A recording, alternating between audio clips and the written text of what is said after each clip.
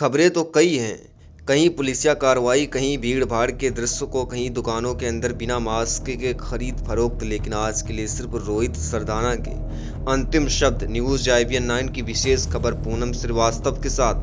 इंसानियत पर जो ये हमला हुआ है, उसकी सूरत आज नहीं तो कल बदलेगी, बदलनी चाहिए।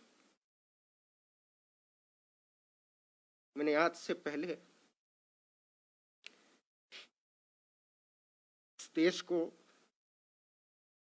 इस तरीके से लाशों के ढेर में बदलते नहीं देखा।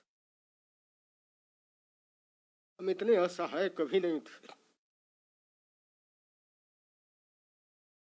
एक देश के तौर पर, इंसान के तौर पर,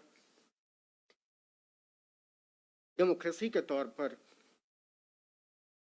हम पूरी तरीके से निकम्मे, भ्रष्ट और बर्बर साबित हो चुके। हम में से हर एक आदमी अपनी नजरों में गिरा हुआ है। हम सब किसी अदृश्य शक्ति की मदद के उम्मीद में है। ऐसा लगता है जैसे यहाँ कोई सरकार नहीं है, यहाँ कोई प्रधानमंत्री नहीं है, यहाँ कोई व्यवस्था नहीं है, यहाँ कोई अफसरशाही नहीं है और सबको अपने अपने हाल पर छोड़ दिया गया है। मैंने इससे पहले पिछले 40-45 साल में डॉक्टरों को बिलख बिलख कर रोते हुए नहीं देखा है। आप किसी भी डॉक्टर से बात कीजिए, वो कहते हैं हमको मेडिकल प्रोफेशन से चिढ़ हो गई है। हम इस दिन के लिए तो इस पेशे में नहीं आए थे।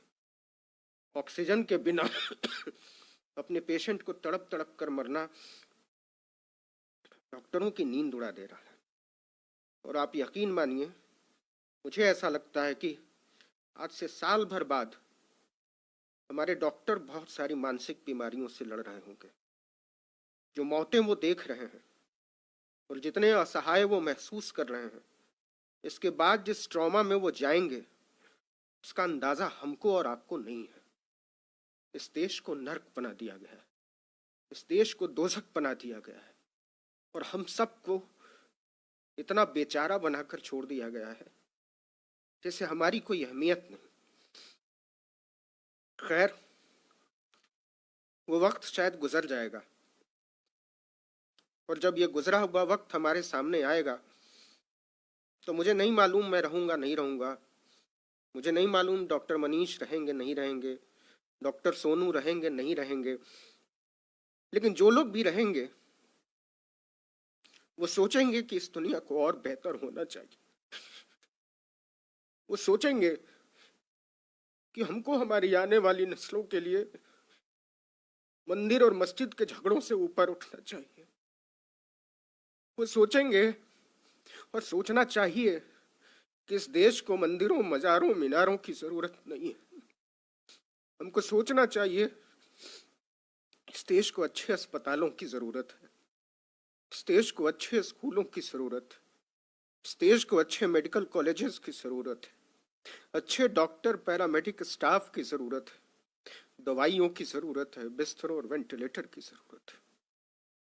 ऐसा क्यों नहीं हो सकता कि इस देश के हर मंदिर की दौलत को अस्पतालों के हवाले कर दिया जाए? ऐसा क्यों नहीं हो सकता कि इस देश की हर मस्जिद को अस्पताल में तब्दील कर दिया जाए? ऐसा क्यों नहीं हो सकता कि इस देश में कोई मंदिर तब तक नहीं उठेगा जब तक कि उसके साथ 100 बिस्तर का अस्पताल नहीं बनाया जाएगा, उसके साथ कोई स्कूल अटैच नहीं होगा? हमको सोचना पड़ेगा।